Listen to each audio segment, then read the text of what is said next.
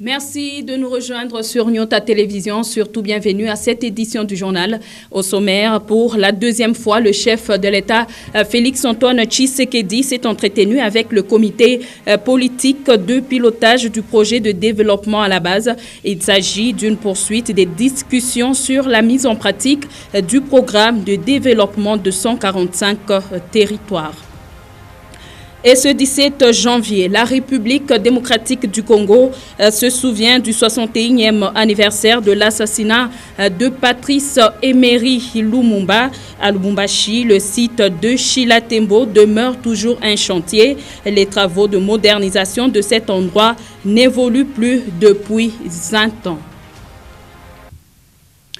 Merci de nous faire confiance et comme annoncé, repartir les tâches entre le sectoriel, le cabinet du président de la République pour enfin intégrer toutes les idées. Voilà qui était au centre des échanges entre le chef de l'État et le comité politique de pilotage du projet de développement à la base. Suivez ce reportage. Deuxième rencontre en l'espace de 4 jours entre le chef de l'État et les membres du comité politique des pilotages du projet de développement à la base. Après avoir levé jeudi dernier les options d'orientation pour le démarrage de ce projet qui tient à cœur le président de la République, la réunion de ce dimanche s'est inscrite dans la logique de la continuité des discussions pour mieux calibrer ce programme. C'est ce qu'a fait savoir le porte-parole du gouvernement au sortir de cette rencontre dominicale. La spécificité de la réunion d'aujourd'hui, c'est qu'il faut continuer à discuter et à calibrer le projet. Vous savez que c'est construire dans les 145 territoires, dans un pays continent semi-enclavé, c'est énorme. Il fallait discuter de comment on fait la répartition des tâches entre les sectoriels, le cabinet du président, intégrer toutes les idées pour être sûr que dès que le projet sera lancé, les choses iront telles que nous le souhaitons. Construction de routes, de dessertes agricoles, aménagement des centres de santé ainsi que révalorisation du tissu économique figurent parmi les actions phares de ce programme dont le démarrage effectif pourrait se faire dans un délai rapide et à l'issue des prochaines réunions. Vous aurez une réponse plus concrète après la réunion qui est prévue cette semaine parce qu'après il y aura un calendrier d'activité. Le projet, je ne m'hasarderai pas à dire, mais je crois que ça commencera dès ces mois et ça va s'enchaîner parce que c'est 145 territoires. À la population, nous dirons un peu de patience, le temps que tout se mette en place. Nous serons sur place, le président de la République, le Premier ministre et les membres du gouvernement, les gouverneurs, pour être sûrs qu'ensemble, parce que nous comptons sur la population justement, pour l'accompagnement du projet, mais aussi pour la surveillance, pour être sûrs que nous atteindrons les résultats escomptés. Près de 450 millions de dollars sont déjà disponibles pour ce programme présidentiel initié dans l'objectif de réduire la pauvreté et les inégalités sociales, particulièrement à l'intérieur du pays.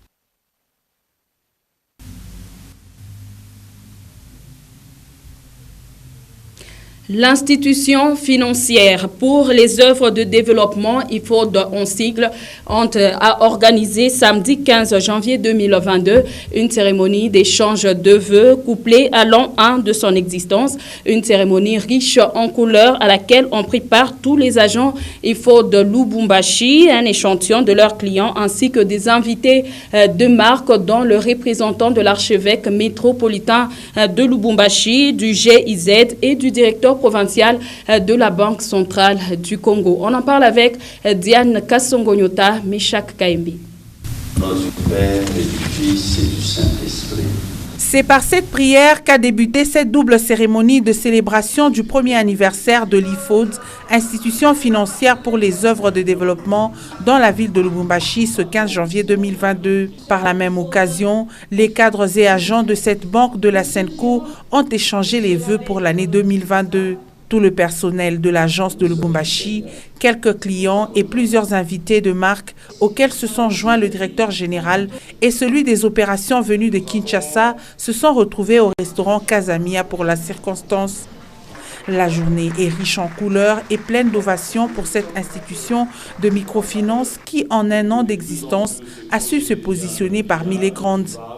Et pour le manager des opérations, Mathias Kingwaya, plus de 1500 clients et près de 2 millions de dollars d'encours de crédit en une année, IFOD Lubumbashi a réalisé un véritable pas de géant. Je peux fièrement dire qu'effectivement, nous sommes satisfaits au-delà de nos attentes même, parce que en termes chiffrés, les performances sont vraiment ouvertes.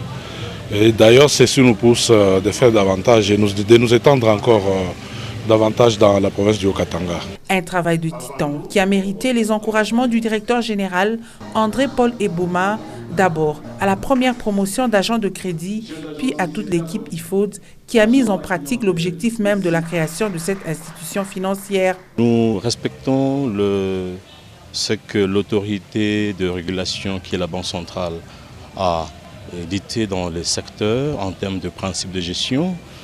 Nous avons des règlements de l'entreprise, nous lions au renforcement des capacités, n'est-ce pas, de nos collaborateurs. Nous veillons au respect scrupuleux de procédures. Nous faisons un effort de pouvoir mieux vendre, n'est-ce pas, nos produits dans le respect de valeurs entre la clientèle et notre institution. Nous portons des valeurs d'éthique qu'incarne, n'est-ce pas, l'Église, dont nous sommes un service pastoral. L'an 1 de IFOD Lubumbashi n'a pas été facile, surtout avec la pandémie à coronavirus. Le chef d'agence Lubumbashi appelle les Louchois expérimentés IFOD. À ceux qui traînent encore pour rejoindre cette grande famille qui est IFOD, nous leur disons caribou, bienvenue. Nous avons des produits très flexibles et adaptés à toutes les conditions, à toutes les couches de la population. Initié par les évêques membres de la SENCO, avec comme mobile principal sortir les populations des conditions vulnérables, IFOD permet de réaliser des grands projets avec des petites épargnes. Et Monseigneur Emmanuel Mumba, représentant de l'archevêque de Lubumbashi, appelle les Louchois, gagnent petit ou pas, à souscrire à IFOD. Venez, investissez chez IFOD. Il ne faut pas avoir des millions de dollars, il ne faut pas avoir des milliers de dollars ou des centaines de dollars. Mais on dit petit à petit l'oiseau fait son nid. Donc les évêques veulent que ce petit peuple-là, tout en investissant au jour le jour, même ceux qui vendent la braise, tout en investissant au jour le jour, à la fin d'un mois, à la fin d'une année, qu'ils aient quelque chose dans leur petit compte. Sur place, quelques clients ont partagé l'expérience vécue avec IFOD. Ils se disent des hommes et femmes les plus heureux de l'implantation de cette institution à Lubumbashi. Même sentiment exprimé par le directeur provincial de la Banque centrale du Congo. Je tiens à féliciter les dirigeants, les cadres et les agents pour le travail abattu avec amour et abnégation pendant cette première année. Je ne manquerai pas de mentionner les clients qui ont fait confiance à cette institution, car c'est grâce à eux que IFOD rayonne à travers la ville de Lubumbashi. Échange de vœux rime également avec le partage des présents. La forte équipe de Lubumbashi a d'abord émis des cadeaux à leurs hôtes avant d'échanger entre eux. Et c'est dans une ambiance hors du commun que s'est clôturée cette cérémonie, tout en promettant que l'an 2 vient avec beaucoup d'innovations. C'est notamment la mise en place d'une application smartphone qui permettra de consulter le solde, d'effectuer des virements de compte à compte et aussi de payer des factures.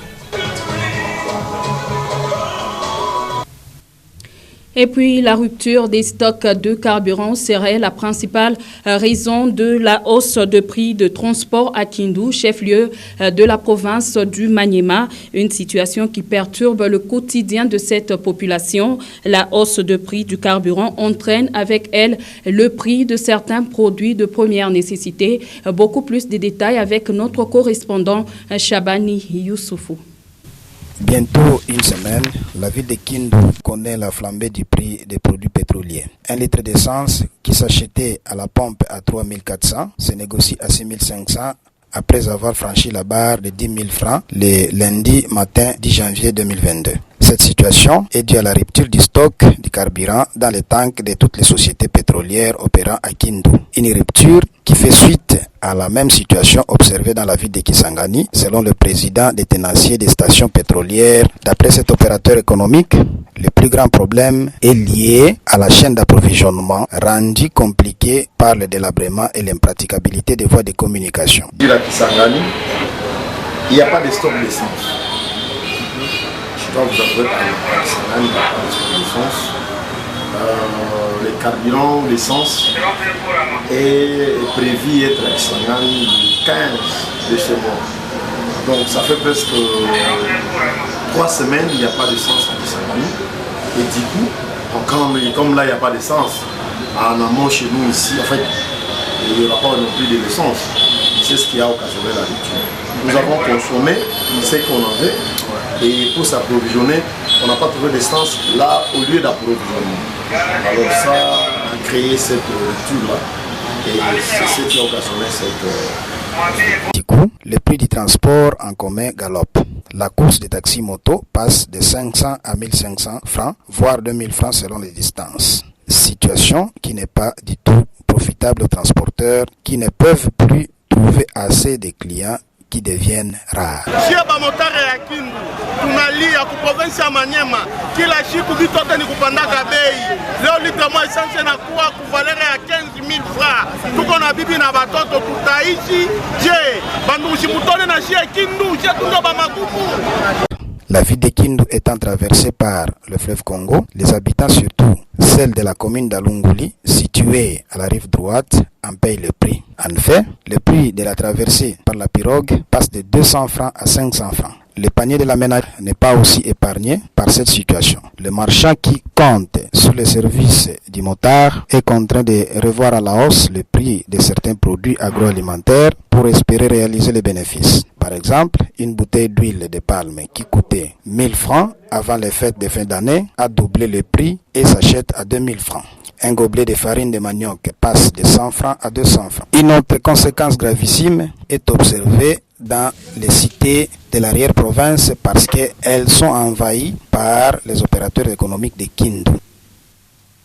Et ici, à Lubumbashi, vous l'avez peut-être constaté, des répercussions dues à la carence du carburant s'y font déjà sentir. Donc, plusieurs stations-service sont fermées et dans les quelques-unes qui sont restées opérationnelles, 1 litre d'essence est passé de 2100 à 2500, voire 3000 francs congolais. Ainsi, le prix du transport en commun connaît une majoration sur presque toutes les lignes.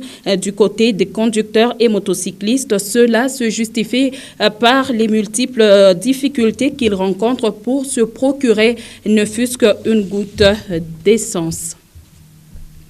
On va parler autre chose dans ce journal. C'est un exercice qui sera constaté dans tous les 4 districts de la ville de Lubumbashi. Après 3 ans à la tête du district Lubumbashi-Ouest, Kabang Akafat Korli, chef des jeunes scouts, a organisé une assemblée d'évaluation et élective. C'était le week-end dernier dans la vision d'encadrer les jeunes sur une bonne foi pour leur vie active. Cette activité s'est bien déroulée. C'était en présence de plusieurs autres chefs scouts. Chamba Griffon était également présent.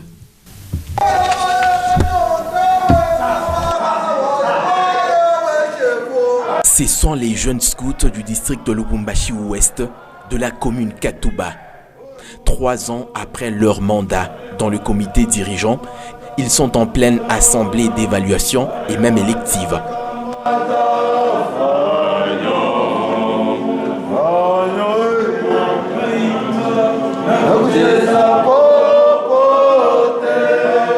Après une profonde évaluation de toutes les activités 3 ans durant, il était question d'abord de passer au peigne fin toutes les activités. Et juste après, c'était un moment consacré aux élections. 10, 11, 12, 13, 14, 15. Tous les 6 candidats dans le comité entrants ont été jugés valides. J'aimerais contribuer aussi dans la gestion de notre district. Pour les commissaires du district, c'est pratiquement le même tête reconduite. Tant attendu, c'est l'élection du CD, disons le chef des districts, Kabang Akafat. J'ai été élu commissaire des districts scouts Lubumbashi-Ouest. Une lourde charge résumée dans l'encadrement des jeunes et l'unité de tous les scouts du Katanga. Contient les éléments qui prônent le scoutisme de développement et nous avons promis à notre district de continuer à travailler dans l'unité car ensemble nous serons très forts nous ferons des exploits plus que ce que nous avons fait dans le premier mandat. Pareilles assemblées sont attendues dans pratiquement tous les districts de Lubumbashi, divisés en 4 districts.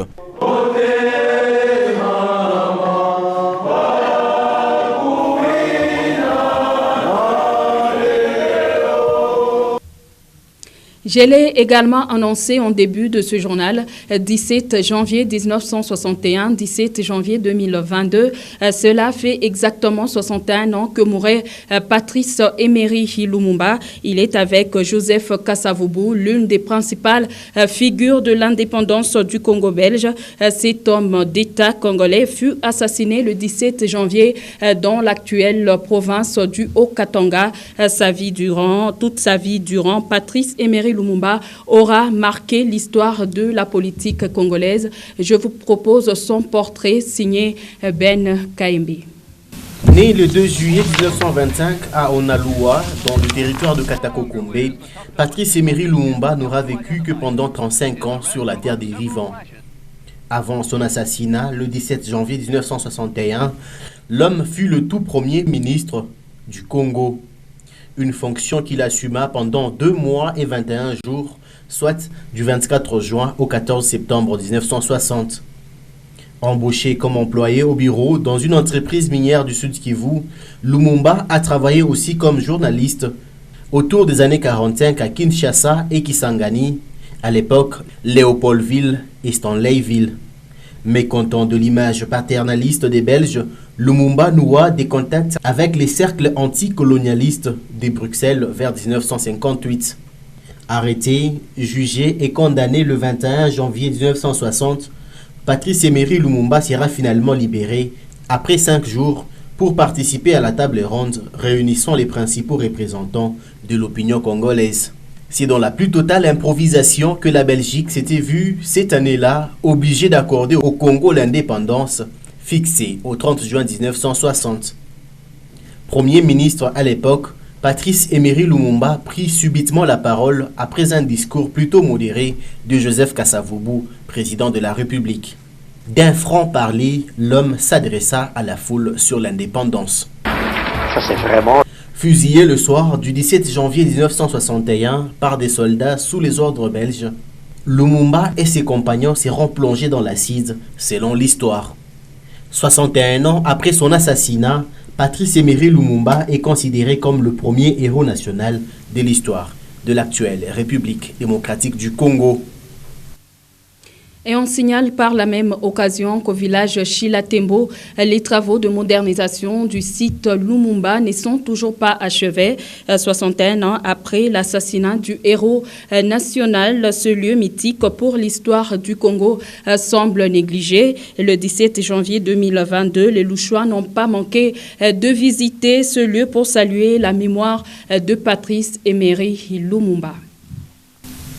À plus ou moins 50 km de Lubumbashi, Chilatembo demeure encore un chantier 61 ans après l'assassinat de Lumumba. L'histoire, elle, demeure fraîche dans la mémoire des habitants de ce village, comme en témoigne ce guide. Kama unaona hii mchi iko hapa, ndio mchi ile bariuyaka Emery Patrice Lumumba na Okito na Mpolo bote 3. Après kubaua hapa, barenda kuba enterrer mule. Dans ces bois a été tué le premier ministre de l'histoire du Congo, Patrice Emery Lumumba. Valentin Ilunga est le chef du village Chilatembo 2. Hapa tunakuta leo ni joksema ni fashi historique. Ile héros yetu Barumuyaka Lumumba. Tulikuwa na nkambo yetu capital alikuwa quelque part pale. Puisque pale pa bifrication hapa kwa mgini alikuwa hapa na bibi na watoto. Tradition respectée, le site touristique reçoit des visiteurs chaque 17 janvier, jour où est commémoré l'assassinat de Lumumba. Pour les visiteurs, il est important que les travaux soient parachevés. Ni site moya on devrait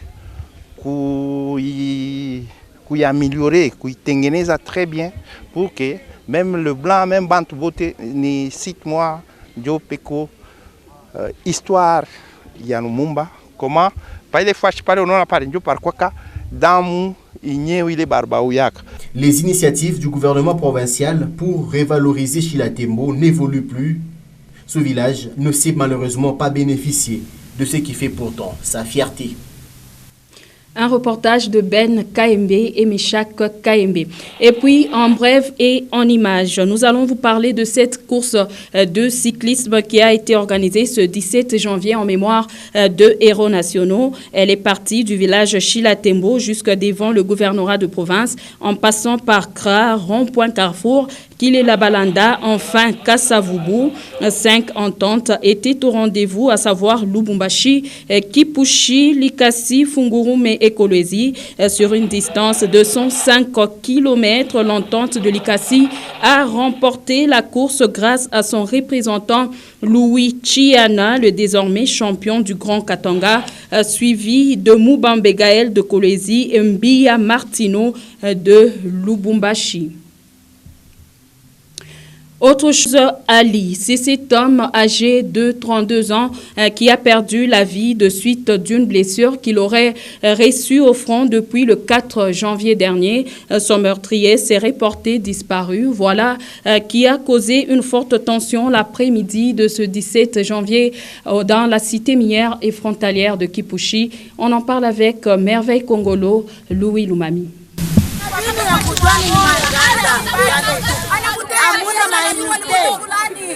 Il aurait perdu la vie des suites de cette blessure observée au niveau du front. Ali, âgé de plus ou moins 32 ans, aurait été blessé depuis le 4 janvier 2022 par le tenancier d'un bar au niveau de la douane Kipushi. Depuis environ 2 semaines, Ali était hospitalisé jusqu'à ce qu'il succombe, selon les témoignages reçus sur place. La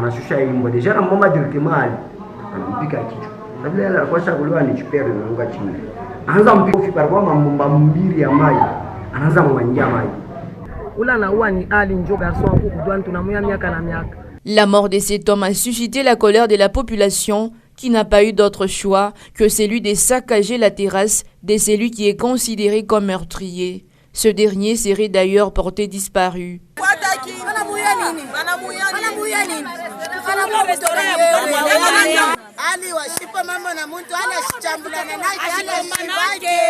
Des pneus brûlés sur les artères, une forte tension vécue la soirée du dimanche 16 janvier 2022 à hauteur de la douane Kipushi.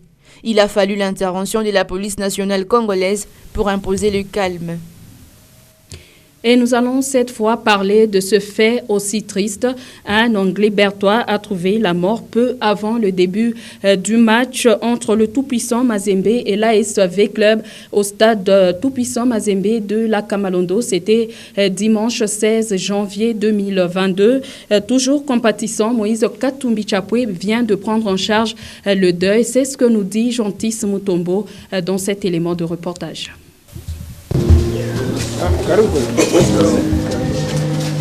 Le soutien est à la hauteur de ce qu'était Mike Mbayo.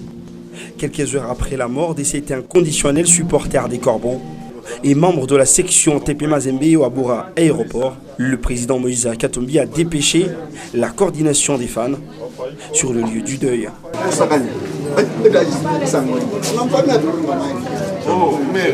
Touché par cette brusque disparition, le regret est profond. Le chairman n'a pas fait dans la demi-mesure pour assister la famille de l'illustre disparu. Mario Kawel est arrivé au domicile familial sur l'avenue des Conservateurs, au quartier Gambela, avec le message de condoléances du président Moïse Katumbi.